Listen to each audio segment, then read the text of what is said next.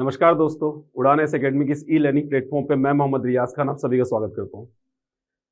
उड़ान S academy द्वारा चलाई जा रही इस एमसीक्यू श्रृंखला में जिसमें सीजीपीएससी प्री, व्यापम और अन्य एग्जाम के लिए महत्वपूर्ण एमसीक्यूज की तैयारी करवाई जा रही है। इसी क्रम में मैं मोहम्मद रियाज आपके सामने इंडियन ज्योग्राफी के वनस्पति सेक्शन का कुछ एमसीक्यूज लेकर प्रस्तुत हो रहा हूँ। आशा करता हूँ कि आपको ये वीडियो पसंद आएगा। चलिए शुरू करते हैं इस वीडियो को बिना विलंब किए। चलिए, तो पहला प्रश्न क्या कह रहा है कि निम्नलिखित युग्मों में से कौन सा एक सही सुमेलित है। यहां पर सुमेलित करना है तो सबसे पहला ऑप्शंस में टीक, सबसे पहले ऑप्शन में टीक जो कहां पर पाया जाता है, जम्मू कश्मीर में। देवदार जिसमें ऑप्शन लिखा हुआ है मध्य प्रदेश, चंदन में केरल लिखा हुआ है, और सुंदरी वनस्पति जो कहां पर, पश्चिम बंगाल में लिखा हुआ है। ध्यान से देखिएगा, टीक सागौन की एक सबसे हाई क्वालिटी की प्रजाति है और ये पाई जाती है मध्य प्रदेश में। मध्य प्रदेश में तो ये आपका गलत हो गया। देवदार ये आपका हिमालय पाए जाने वाली वनस्पति है, मध्य प्रदेश में नहीं पाई जाती, ये भी गलत हो गया। चंदन वनस्पति की बात करें तो ये कर्नाटक के जंगलों में पाई जाती है, कर्नाटक में पाई जाती है, तो ये केरल गलत हो गया। तो सुंदरी वनस्पति जो सुंदरवन के डेल्टा में पाई जाती है, और ये है आपकी कौन सी वनस्पति, मैंग्रोव वनस्पति, पश्चिम बंगाल पाई जाती है। तो चाहे सुंदरी नाम आ जाए या मैंग्रोव रहे या डेल्टाई वनस्पति हो, ज्वारी वनस्पति हो, गरान वनस्पति हो, ठीक है, ये सारी वनस्पति के नाम अलग अलग हो सकते हैं, लेकिन ये बेसिकली कौन सी वनस्पति, मैंग्रोव, जो कहां पर पाई जाती है, पश्चिम बंगाल के दक्षिणी क्षेत्र में, सुंदरवन के डेल्टा वाले क्षेत्र में। तो सही जवाब होगा ऑप्शन नंबर डी कि सुंदरी वनस्पति कहां पर पाई जाती है, तो पश्चिम बंगाल के दक्षिणी क्षेत्र में, सुंदरवन के डेल्टा वाले क्षेत्र में। ठीक है, तो सही जवाब ऑप्शन नंबर डी। अब बात करते हैं अगले प्रश्न की। तो हमारा अगला प्रश्न क्या कह रहा है कि भारत में उपयुक्त परिस्थितियां या पारिस्थितिक संतुलन बनाए रखने के लिए वनाच्छादन हेतु न्यूनतम भूमि क्षेत्र होना चाहिए। पारिस्थितिकी संतुलन बनाए रखने के लिए वनाच्छादन हेतु न्यूनतम भूमि क्षेत्र होना चाहिए 25%, दूसरा 33%, 43% और 53%। तो थोड़ा बहुत अगर आपको जानकारी होगी तो वो मिनिमम मार्क्स जिसमें हम पास होते हैं तो वो 33% होता है। इसी के आधार पे वनस्पति भी पर्यावरण में या पृथ्वी पे कितना होना चाहिए या किसी भी देश में कितना होना चाहिए, तो 33% होना चाहिए। तो वो न्यूनतम भूमि क्षेत्र जिसमें वनस्पति हो पारिस्थितिकी संतुलन बनाए रखने के लिए, और वो है कितना प्रतिशत, 33%, यानी ऑप्शन नंबर बी 33% सही जवाब है। चलिए अब बात करते हैं अपने अगले प्रश्न की। अगला प्रश्न कहता है कि निम्नलिखित में से कौन सी एक हिमालयी वनस्पति की जाति नहीं है। देखिए ध्यान दीजिएगा, हिमालयी वनस्पति की जाति नहीं है। ठीक है, अब देखिए, juniper, mahogany, silver fir, spruce. तो आपको बता दें कि देवदार, spruce, willow, walnut, maple, chestnut, juniper, silver fir, silver birch, ये सारी जो नाम जो मैंने अभी बताया ये हिमालय पाए जाने वाली वनस्पति है। लेकिन बात अगर महोगनी की करें तो एबोनी, महोगनी, सिनकोना, आबनूस, ये सब जो वनस्पति हैं वो सदाबहार वनस्पति है। सदाबहार वनस्पति, और वो भी कौन से, उष्ण सदाबहार वनस्पति है। तो यहां पर हिमालय में ये नहीं पाए जाते, ये वहां पाए जाते हैं जहां पर वर्षा 200 सेंटीमीटर से अधिक होती है। क्यों? क्योंकि जहां 200 सेंटीमीटर ज्यादा वर्षा होती है वहीं पर कौन सी वनस्पति पाई जाती है, उष्ण सदाबहार वनस्पति पाई जाती है। ठीक है, तो ये आपका ये हिमालयी वनस्पति की जाति नहीं है। ऑप्शन नंबर बी आपका सही जवाब होगा। चलिए अब बात करते हैं अगले प्रश्न की। अगला प्रश्न है, निम्नलिखित राज्यों पर विचार करिए। पहला है अरुणाचल प्रदेश, दूसरा हिमाचल प्रदेश, तीसरा मिजोरम। और क्या कह रहा है, उपयुक्त राज्यों में से किसमें उष्णकटिबंधीय आर्द्र सदापर्णी वन होते हैं। अब ध्यान दीजिएगा, उष्णकटिबंधीय आर्द्र सदापर्णी, सदापर्णी मतलब है सदाबहार वनस्पति, और आर्द्र है इसका मतलब यह है कि वो जगह पे वर्षा 200 सेंटीमीटर से ज्यादा होती है। तो आपको सिर्फ इतना बताना है कि जहां पर 200 सेंटीमीटर ज्यादा बारिश होगी वहां पर पाई जाएगी उष्णकटिबंधीय आर्द्र सदापर्णी वनस्पति। चलिए, तो यहां पे अरुणाचल प्रदेश में, अरुणाचल प्रदेश जो कि नॉर्थ ईस्ट में है, मिजोरम जो कि नॉर्थ ईस्ट में है, पूरे के पूरे नॉर्थ ईस्ट में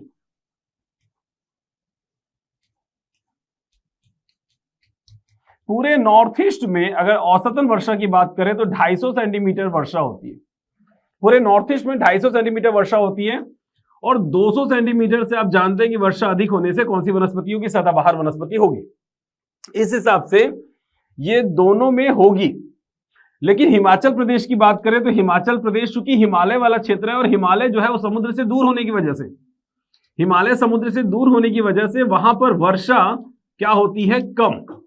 और आप समझिएगा कि वर्षा जब कम हो, कितना, 200 सेंटीमीटर से कम हो, तो वहां पर पतझड़ प्रकार की वनस्पति पाई जाती है। यानी 100 से 200 सेंटीमीटर वर्षा वाले क्षेत्र में पतझड़ वनस्पति पाई जाती है। तो हिमालय वाला क्षेत्र में, हिमालय वाले रीजन पे आप देखिएगा 200 से कम ही बारिश होगी, किसी हाल में 200 से ज्यादा बारिश नहीं होगी। तो जब 200 से ज्यादा होगी ही नहीं तो हिमाचल प्रदेश में सदाबहार भी किसी भी हाल में होगी नहीं।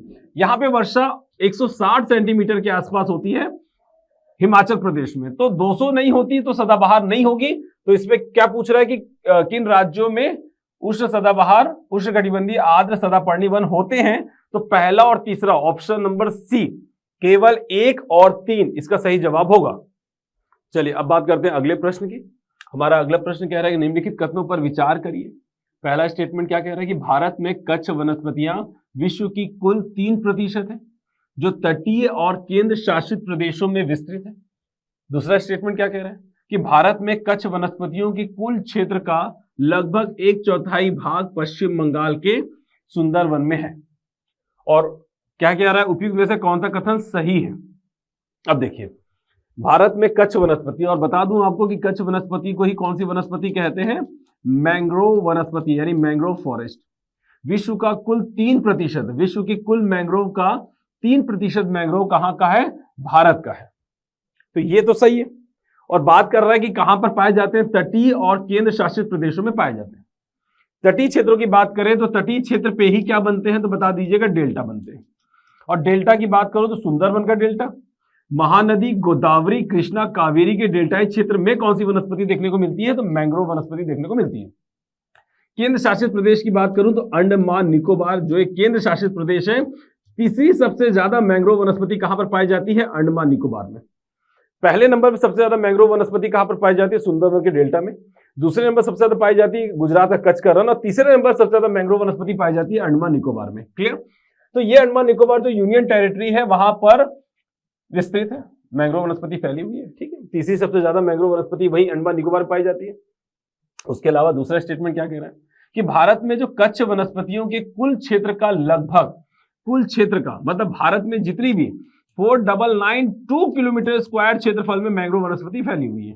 कितना, 4992 किलोमीटर स्क्वायर, जो भारत के कुल भौगोलिक क्षेत्र का 0.15% है। ये भी पता होना चाहिए आपको। जो बोल रहा है कि कुल मैंग्रोव वनस्पति जो है उसका 1/4 जो है पश्चिम बंगाल के सुंदरवन में है। तो 1/4 पश्चिम बंगाल के सुंदरवन के डेल्टा वाले क्षेत्र में है। तो 1/4 नहीं, 42.45% प्रतिशत बता दूं तो पश्चिम बंगाल के जो सुंदरवन के डेल्टा वाले क्षेत्र में जो मैंग्रोव वनस्पति है वो भारत के कुल मैंग्रोव का 42.45% है। यानी कि 1/4 नहीं बोल सकते, 25% नहीं बोल सकते, ये आधे से थोड़ा कम है। अगर लगभग आधा बोलते, लगभग आधा तो चल भी जाता, लेकिन 1/4 बोल दिया गया तो ये गलत हो जाएगा, गलत हो जाएगा। तो दूसरा स्टेटमेंट आपका गलत है, पहला सही है। तो अगर देखिए पूछ रहा है कि उपयुक्त में से कौन सा कथन सही है, तो सिर्फ केवल एक ही सही है, ऑप्शन नंबर ए सही जवाब होगा। ठीक, चलिए अब बढ़ते हैं अगले प्रश्न की ओर। चलिए अब बात करते हैं अगले प्रश्न की। तो अगला प्रश्न क्या कह रहे हैं, निम्नलिखित कथनों में से कौन सा एक भारत की प्राकृतिक वनस्पति के संबंध में सही नहीं है। पहला, साल आर्द्र पतझड़ वनों में पाया जाता है। तो यहां पर बात समझिएगा कि ठीक है, ये पहले स्टेटमेंट पे बात कर लेते हैं। तो आर्द्र पतझड़ वनस्पति वहां जहां पर वर्षा 100 से 200 सेंटीमीटर होती है। तो जहां वर्षा 100 से 200 सेंटीमीटर वर्षा होती है वहां पर आर्द्र पतझड़ वनस्पति पाए जाते हैं। और साल एक प्रकार की आर्द्र पतझड़ वनस्पति ही है। साल, सागौन, बीजा, शीशम, ठीक है, ये सारी वनस्पति जो है वो आर्द्र पतझड़ वनस्पति ही है जो 100 से 200 सेंटीमीटर वर्षा वाले क्षेत्र में पाई जाती है। क्लियर, चलिए तो सही है। दूसरा, ताड़ वृक्ष जो है ना वो अधिकांशतः तमिलनाडु में पाए जाते हैं। तो ताड़ वनस्पति की बात करें तो ये वहां बेसिकली कहां पर पाई जाती है, तो तटीय क्षेत्र में पाई जाती है। चाहे ताड़ हो चाहे नारियल हो, ये सब तटीय क्षेत्र की वनस्पति है। तो तमिलनाडु के तटीय क्षेत्र में है तो ठीक है। और साथ ही साथ वहां जहां वर्षा क्या होती है, कम, जहां तटीय क्षेत्र में जहां वर्षा कम होती है ना, वहां पे प्राकृतिक रूप से कौन सी वनस्पति का निर्माण होता है, तो ताड़ वनस्पति। और अगर तटीय क्षेत्र में जहां वर्षा अधिक होती है ना, वहां पे प्राकृतिक रूप से कौन सी वनस्पति पाई जाती है, तो बता दीजिएगा नारियल की वनस्पति। तो ये प्राकृतिक तौर पे है कि वर्षा अधिक होगी तटीय क्षेत्र में तो नारियल, और वर्षा कम होगी तटीय क्षेत्र में तो वहां पर कौन सी वनस्पति प्राकृतिक रूप से देखने को मिलेगी, ताड़। तो सबसे तटीय क्षेत्र में सबसे कम बारिश कहां होती है, तो तमिलनाडु में होती है। क्यों है वो भी पता चल जाएगा आपको थोड़ी देर में, समझ में आ रहा है। तो तमिलनाडु में तटीय क्षेत्र, मतलब अगर तटीय क्षेत्र की बात करें तो तटीय क्षेत्र में सबसे कम बारिश कहां होती है, तमिलनाडु में। इसीलिए तमिलनाडु में सबसे ज्यादा, तमिलनाडु ताड़ की फसल के उत्पादन में पहला स्थान है। सबसे ज्यादा ताड़ कहां पर देखने को मिलते हैं, तमिलनाडु में देखने को मिलते हैं।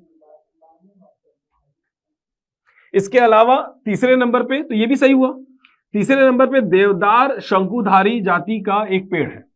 तो आपको बता दूं कि देवदार हो, चीड़ हो, स्प्रूस हो, विलो हो, वॉल्नर हो, ठीक है, ये सारे वनस्पति जो है वो बेसिकली समशीतोष्ण कटिबंधीय सदाबहार वनस्पति के अंतर्गत आते हैं।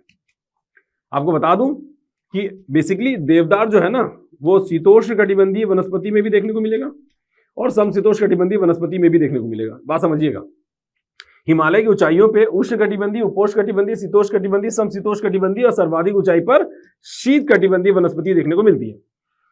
शीत कटिबंधीय वनस्पति को जहां पर क्या बोलते हैं, तो टुंड्रा वनस्पति कहते हैं। वहीं पर समशीतोष्ण कटिबंधीय वनस्पति को क्या कहते हैं, तो टैगा वनस्पति कहते हैं। और देवदार एक प्रकार की कौन सी वनस्पति है, तो टैगा वनस्पति है। और ये वो कटिबंध है जहां पर क्या होगा, स्नोफॉल होगा, स्नोफॉलिंग होगी, यानी कि बर्फ का गिरना। और जब स्नोफॉल होगी तो स्नोफॉल मतलब ये जो बर्फ है वो इनकी पत्तियों के ऊपर ना जम जाए। और याद रखिएगा, पत्तियों पे जब तक सूर्य का प्रकाश नहीं पड़ेगा पत्तियां प्रकाश संश्लेषण नहीं करेगी। और जब बर्फ इन पत्तियों पे जम जाती है जिसकी वजह से प्रकाश संश्लेषण ये नहीं कर पाती, तो फिर क्या चाहिए कि ये अपनी संरचना कुछ इस प्रकार से बना ले, ये अपनी संरचना कुछ इस प्रकार से बना ले कि उनके ऊपर बर्फ ना जमे, बर्फ फिसल कर नीचे आ जाए। तो ये अपनी संरचना बना लेते हैं, कैसा, तो बता दीजिएगा कोणधारी, या फिर क्या बोलते हैं इसको, शंकुधारी अपनी संरचना बना लेते ताकि ऊपर से जो बर्फ गिरे वो आपके फिसल के नीचे आ जाए। तो यहां पर याद रखिएगा कि देवदार एक प्रकार की टैगा वनस्पति जो समशीतोष्ण सदाबहार वनस्पति वाले क्षेत्र में पाई जाती है।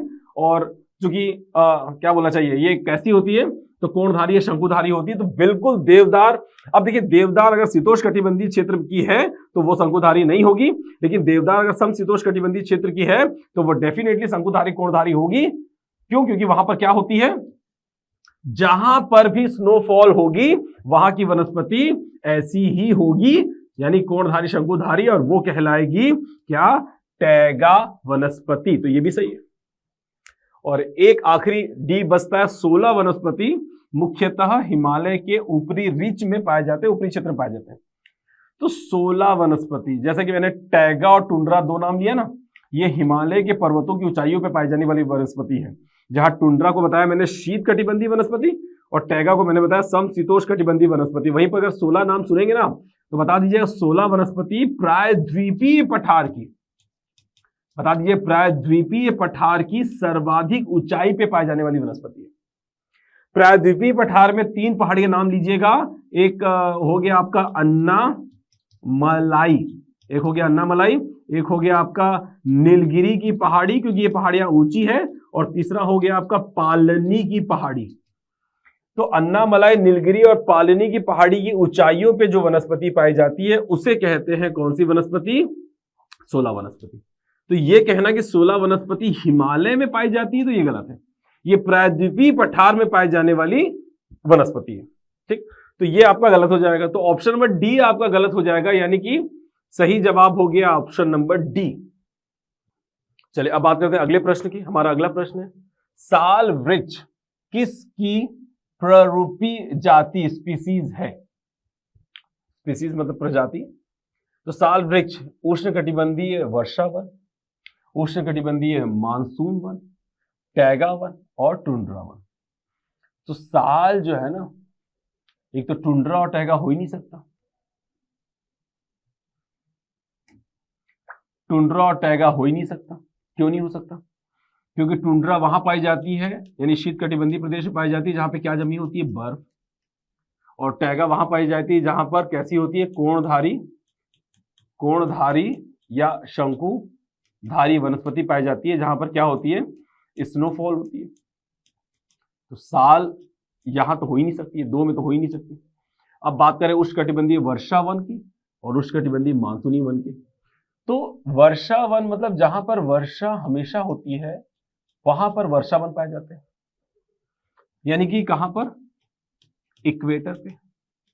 इक्वेटर पे वर्षा हमेशा होती है। उष्णकटिबंधीय प्रदेश, गर्म प्रदेश, जहां वर्षा डेली होती है। इक्वेटर पे वर्षा डेली होती है। 10 से 12 बहुत तेज धूप होती है, 12 से 2 में बादल का निर्माण होता है, 2 से 4 में बारिश होती है, डेली होती है, दलदली जगह हो जाती है, वहां पर वर्षा वन पाए जाते हैं। और अगर बात करें मानसून वन की, तो मानसून वन को ही क्या बोलते हैं? पतझड़ वन कहते हैं। पतझड़ वन क्यों कहते हैं? क्योंकि सदाबहार वनस्पति, पतझड़ वनस्पति, मरुस्थलीय वनस्पति मुख्य रूप से 3, पर्वतीय, तटीय और घास ये और 3, तो टोटल कितने प्रकार की वनस्पति भारत में पाई जाती है? तो 6 प्रकार की वनस्पति। तो पतझड़ वनस्पति को पर्णपाती कहते हैं और क्या भी कहते हैं? तो मानसूनी वनस्पति। क्यों? क्योंकि इसी मानसून की वजह से हमारे भारत में कौन सी वनस्पति मुख्य रूप से पाई जाती है? पतझड़। और चूंकि पूरे भारत में मानसून से बारिश होती है, पूरे भारत में मैक्सिमम कौन सी वनस्पति देखने को मिलती है? तो बता देना, पतझड़ वनस्पति। इसके अलावा तो बेसिकली पतझड़ सबसे ज्यादा है। और यहाँ पर वर्षा वन की बात करें तो भारत में वर्षा वन की ज्यादा विस्तार नहीं है, लक्षद्वीप वगैरह थोड़ा बहुत है। तो साल वृक्ष जो है वो बेसिकली कहाँ पाई जाती है?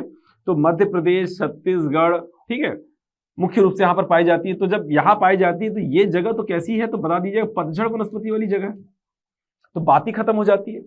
तो अगर मुख्य रूप से मध्य प्रदेश, छत्तीसगढ़ में साल, सागौन ये सब देखने को मिलता है, तो साल वनस्पति की बात करें तो ये बेसिकली उष्णकटिबंधीय मानसूनी वनस्पति के अंतर्गत आती है, न कि मरुस्थलीय, न कि सदाबहार। तो ये छत्तीसगढ़, मध्य प्रदेश में तो पतझड़ वनस्पति ही होगी। तो उष्णकटिबंधीय, अब पतझड़ नहीं लिखा हुआ है तो आप नहीं समझ पाएंगे कि पतझड़ नहीं दिख रहा है तो कौन सा होगा, कौन सा होगा। तो मानसून वनस्पति ही आपकी कौन सी वनस्पति? पतझड़ वनस्पति। ऑप्शन नंबर बी आपका सही जवाब होगा। चलिए अब बात करते हैं अगले प्रश्न की। अगला प्रश्न कहता है, वनों के संदर्भ में कौन सा कथन असत्य है? बिल्कुल सत्य असत्य में बिल्कुल ध्यान दीजिएगा कि हमें गलत चुनना है। तो सही को अलग कर लो, गलत को अलग कर लो, गलत समझ में आ जाएगा। तो सही पे सही का निशान, गलत पे गलत का निशान, और गलत ही आपका सही होगा। चलिए, तो पर्वत के ढालों से वन काट देने पर नदियों का प्रवाह तीव्र हो जाता है और मिट्टी का अपरदन तेज हो जाता है। अगर पर्वतीय प्रदेश में बताया, समझिएगा कि सबसे ज्यादा क्या होता है? अपरदन होता है, क्योंकि यहाँ पे नदी का जो वेग होता है वो ज्यादा होता है। क्यों? क्योंकि यहाँ पे ढाल क्या होती है? ज्यादा होती है। समतल जगह पे ढाल नहीं होती, पर्वतीय प्रदेश में ढाल अधिक होती है, तो नदी का वेग ज्यादा होगा, और वेग ज्यादा होगा तो अपरदन भी ज्यादा होता है। ये आप समझिएगा। ऊपर से ये जो पेड़ होते हैं ना, वो मिट्टी को क्या करके, बेसिकली अपरदन मतलब किस अपरदन की बात हो रही है? तो मृदा के अपरदन की बात हो रही है, मृदा अपरदन की। और जो पेड़ होते हैं ना, उनकी जड़ें जो होती है ना, वो मिट्टी को बांध करके रखते हैं, किसी के द्वारा उसको बहने नहीं देते। अगर एग्जाम्पल के तौर पे घर में गमले में अगर पौधा कभी निकाला होगा, घास वगैरह जो एक्स्ट्रा उग जाते हैं, उसे अगर कभी निकाला होगा तो आप देखिएगा वो पौधा जब आप उखाड़ते हैं ना, तो उसके साथ पूरी मिट्टी उखड़ के आ जाती है। तो वो जो जड़ें होती है ना, मिट्टी को अच्छे से पकड़ के बांध के रखती है, और कोई भी नदी या किसी प्रकार से जल द्वारा यहाँ पे या वायु द्वारा यहाँ पे क्या नहीं देखने को मिलता है? मृदा अपरदन देखने को नहीं मिलता है, या बहुत कम देखने को मिलता है। और आप कह रहे हो कि पूरे पेड़ को अगर काट दिया जाए, तो जब पूरे पेड़ को काट दोगे तो ऑब्वियस ही बात है, जो पेड़ की वजह से नदियों की स्पीड या फिर वर्षा के जल या नदी की स्पीड क्या थी? थोड़ी सी कंट्रोल में थी, वो स्पीड क्या हो जाएगी? तीव्र हो जाएगी। हालांकि नदियों की स्पीड, चलो नदी को भी ले लिया जाए, या वर्षा की बात करें तो वर्षा को भी कंसिडर किया जा सकता है कि पर्वतीय ढालों से अगर वनों को काट दिया जाए तो चाहे वर्षा का प्रवाह हो या नदी का प्रवाह हो, वो डेफिनेटली क्या हो जाएगा? तीव्र हो जाएगा, क्योंकि रुकावट जो अवरोधक थी पेड़ वो हट गई तो स्पीड बढ़ ही जाएगी। और जब मृदा का अपरदन की बात करें तो वो डेफिनेटली कैसा हो जाएगा? तेज। क्यों? क्योंकि मिट्टी कोई पकड़ के रखने वाला नहीं, तो अपरदन क्या हो जाएगा? तेज हो जाएगा। तो ये आपका पहला स्टेटमेंट सही है। ठीक है, दूसरा स्टेटमेंट, वनों के कट जाने से वर्षा कम होने लगती है। क्या कह रहा हूं? वनों के कट जाने से वर्षा कम होने लगती है और जलवायु शुष्क हो जाती है। डेफिनेटली वो पेड़ ही होते हैं जो जमीन के अंदर के जल को क्या बोलना चाहिए, जाइलम की प्रक्रिया से पत्तियों तक पहुंचाते हैं, और पत्तियों में प्रकाश संश्लेषण होती है, भोजन बनता है। लेकिन यही पत्तियों से जल का वाष्पीकरण भी होता है गर्मी के मौसम में, और ऊपर क्षोभ सीमा पर एक आर्द्रता, ये एक आर्द्र हवाएं मौजूद होती है।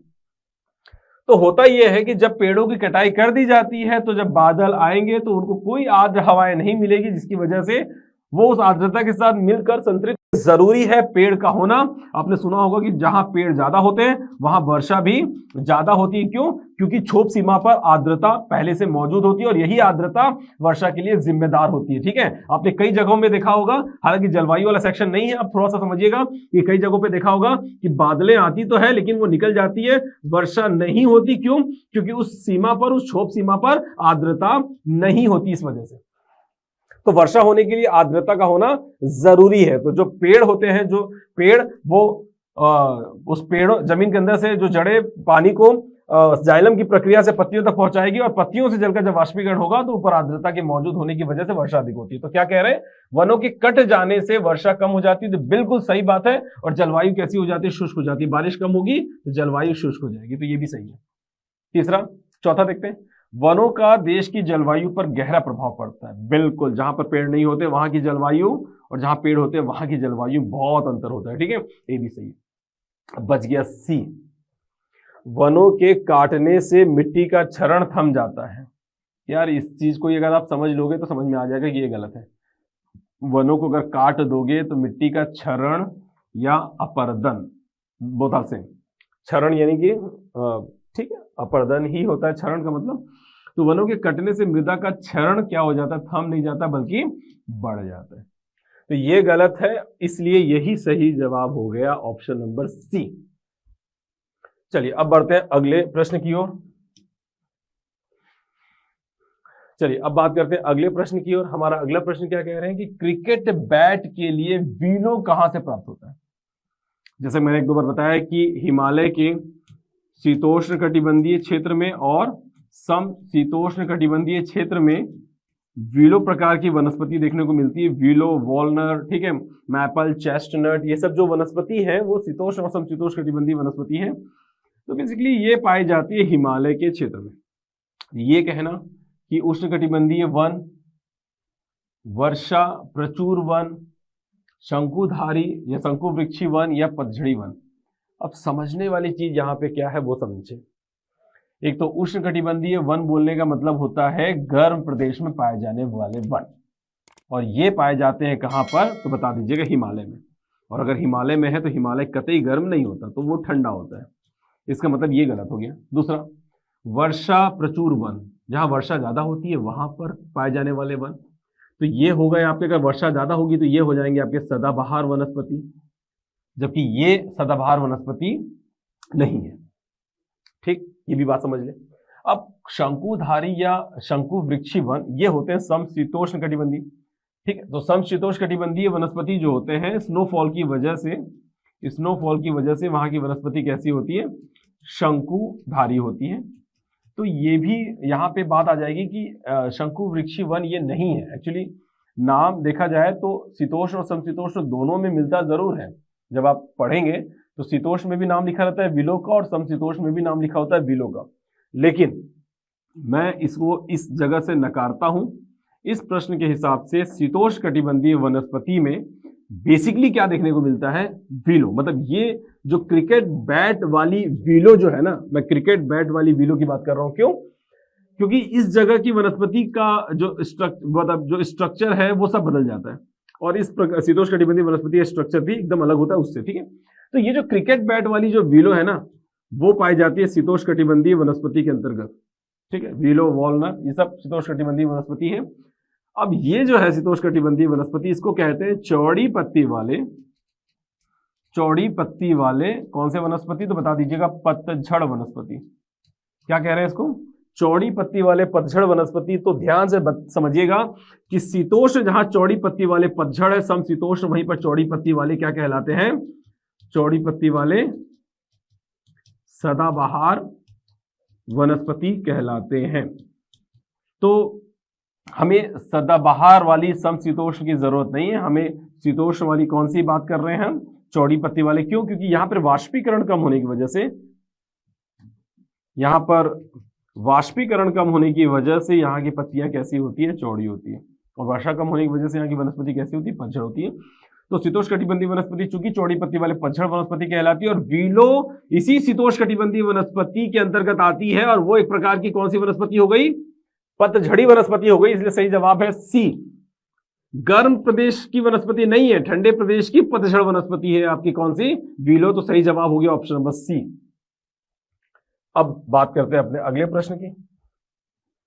चलिए, अब हमारा अगला प्रश्न जो है वो है भोजपत्र वृक्ष मिलता है, भोजपत्र वृक्ष पहला अरावली पर्वत श्रृंखला में, हिमालय में, नीलगिरी श्रृंखला में, विंध्याचल पर्वत श्रृंखला में। अब आप देखिए भोजपत्र जो है ना, वो उस समय के ऋषि मुनि इस भोजपत्र वृक्ष की जो तने की छाल होती है ना, जो तने से छाल निकलती है, वो बिल्कुल एक पेपर जैसा होता है, मतलब ठीक है समझिएगा, छाल, और जिसमें ऋषि मुनि लोग क्या किया करते थे, इतिहास लिखा करते थे। जो पुराने लोग थे वो इतिहास लिखा करते थे इस भोजपत्र वृक्ष के छाल से। अब ऋषि मुनि लोग लिखते हैं, तो ऋषि मुनि लोग नीलगिरी में तो नहीं मिलने वाले, अरावली में नहीं मिलने वाले, विंध्याचल में भी नहीं मिलने वाले, तो मिलेगा कहाँ पे, तो हिमालय में। तो ज्यादा इसमें लॉजिक मतलब दिमाग लगाने की जरूरत नहीं है, आप थोड़ा सा ट्रिक समझेंगे तो भोजपत्र वृक्ष जो है वो बेसिकली हिमालय में देखने को मिलते हैं। ठीक है, तो हिमालय में शीतोष्णकटिबंधीय वनस्पति के अंतर्गत हम ले सकते हैं इसको। तो भोजपत्र वृक्ष हिमालय की शीतोष्णकटिबंधीय वनस्पति के अंतर्गत मिलता है। क्लियर? तो बाकी जवाब गलत होंगे, अरावली, नीलगिरी, विंध्याचल ये गलत होंगे। ठीक है, चलिए अब हम बात करते हैं अपने अगले प्रश्न की। और हमारा अगला प्रश्न है, निम्नलिखित राज्यों में से किस राज्य में सिनकोना वृक्ष नहीं उगता? मैं कह रहा हूं सिनकोना वृक्ष नहीं उगता।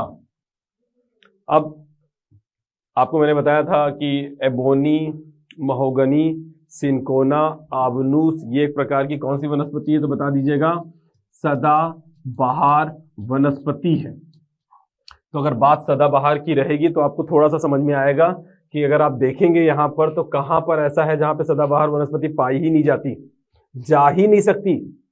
तो यहाँ पर देखिएगा एक ही दिख रहा है आपको, छत्तीसगढ़, असम। हालांकि असम में वर्षा कम होती है लेकिन कुछ जगहों पे वर्षा अधिक होने की वजह से वहां पर भी सदाबहार, हालांकि औसत वर्षा जो है वो 100 से 150 सेंटीमीटर होती है और असम एक वृष्टिछाया प्रदेश भी है, लेकिन असम की पहाड़ियों पर, असम की पहाड़ियों की ऊंचाइयों पे सदाबहार वनस्पति भी देखने को मिलती है और ये सिनकोना वनस्पति भी देखने को मिलेगी। ठीक है, तो असम को इंक्लूड किया जाता है। ठीक है, सिनकोना वनस्पति में असम को इंक्लूड किया जाता है। केरल डेफिनेटली, पश्चिमी घाट का जो पश्चिमी भाग जो है जहाँ पे 200 से 300 सेंटीमीटर वर्षा होती है, केरल में 3 सेंटीमीटर वर्षा होती है, तो ये भी आपका जो सदाबहार वनस्पति। और ये कौन सी सदाबहार है तो बता दीजिएगा, उष्ण सदाबहार है, समशीतोष्ण सदाबहार नहीं है, उष्ण सदाबहार है। ठीक है, इसके अलावा पश्चिम बंगाल की बात करें तो पश्चिम बंगाल में भी सदाबहार वनस्पति पाई जाती है। ठीक है, पश्चिम बंगाल में भी सदाबहार वनस्पति पाई जाती है, तो यहां पर भी सिनकोना वृक्ष देखने को मिलेगी। लेकिन छत्तीसगढ़ में किसी भी सूरत में सदाबहार वनस्पति नहीं, पतझड़ वनस्पति पाई जाती है। इसलिए सिनकोना जो एक सदाबहार वनस्पति है छत्तीसगढ़ में कतई नहीं पाई जाएगी। तो कहां नहीं उगता, तो सी, छत्तीसगढ़ में नहीं उगता। चलिए, तो आशा करता हूं ये वीडियो आपको पसंद आया होगा। धन्यवाद, टेक केयर, ख्याल रखिएगा।